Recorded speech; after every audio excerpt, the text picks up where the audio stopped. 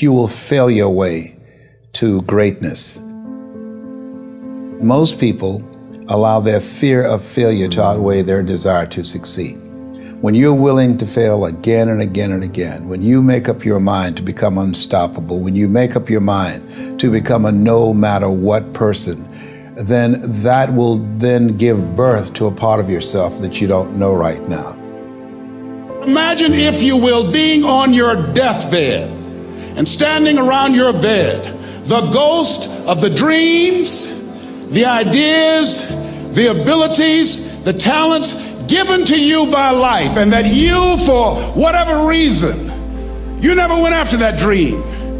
You never acted on those ideas. You never used those talents. You never used those gifts. And there they are standing around your bed looking at you with large angry eyes saying, "We came to you, and only you could have given us life. And now we must die with you forever."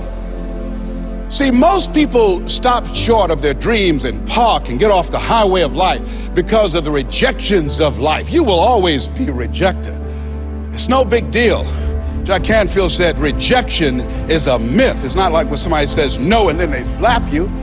No, it's just, to me, make no your vitamin. Get excited about the no. Why? Because every time someone says no, that brings you another step to a yes. You're getting closer. Trust me, you will win if you don't quit. You will win if you don't quit. Even a broke clock is right twice a day. As you go through the challenges of life and you look at it and embrace whatever comes to you, don't run from it. Step toward it. Don't try and duck it like most people do. See, most people want it easy. See, if easy come, easy what? Easy go.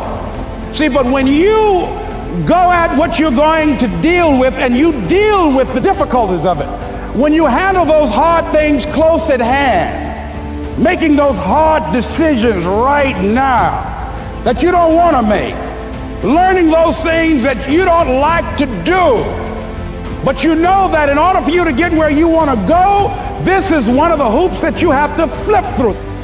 And I'm saying to you, whatever you got to do it, because if you don't, life is going to whoop you until you surrender.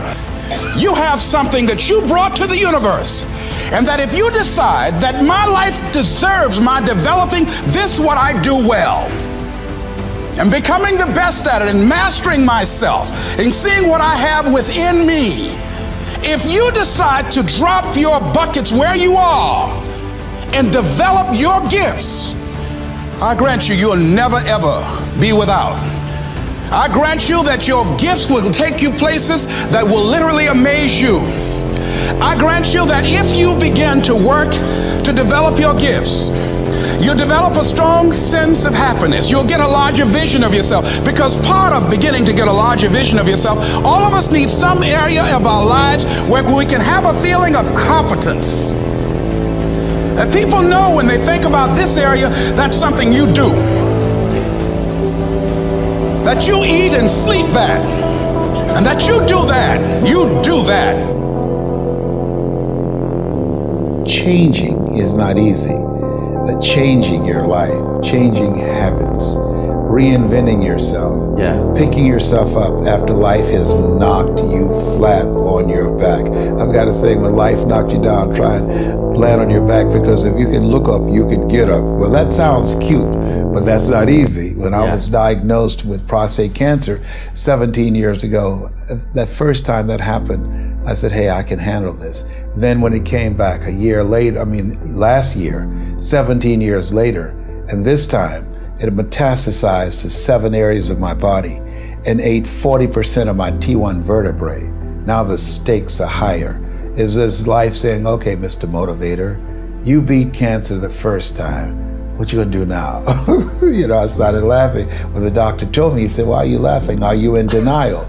I said, no. I said, I feel like Mother Teresa. He said, what do you mean? She said, Lord, I know you know how much I can bear. I just wish you to have so much confidence in me. I said, the stakes are higher. So I've got to dig in and got to fight more, because at the end of the day, life is a fight for territory. And once you stop fighting for what you want, what you don't want will automatically take over. And so it's a fight, it's a challenge in life every day. And what we have to do is embrace it. What we have to do is see it as a project to be worked on. In life, you will always be faced with a series of God-ordained opportunities, brilliantly disguised as problems and challenges. And so I see even cancer as a gift, as a God-ordained opportunity. If you died today, what dreams, what ideas, what talents, what books, what music, what leadership, what voice will die with you?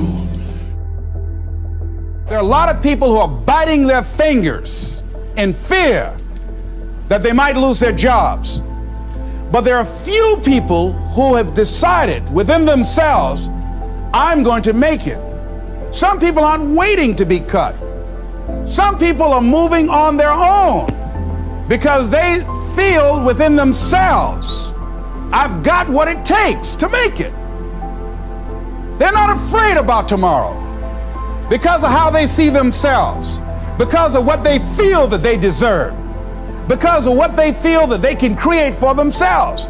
Because these people have decided, as they look at the future, as they look at themselves, there's a way.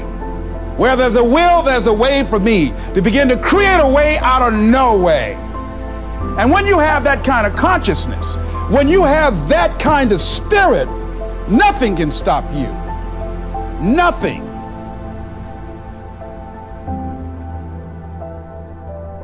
There's no secret to success. There's a system to success. And no matter what organization you become a part of, the system works if you work it. If you don't work it, it won't work. But it works if you work it. And that's one 4-letter word that most people don't like. They're not willing to work. There are winners, and there are losers, and there are people who have not discovered how to win. And all they need is some coaching. All they need is some help and assistance, just a little support. All they need is some insight or a different strategy, a plan of action to make some adjustments that will open up the key to a whole new future for them, that will give them access to the unlimited power that they have within themselves. That's all that they need.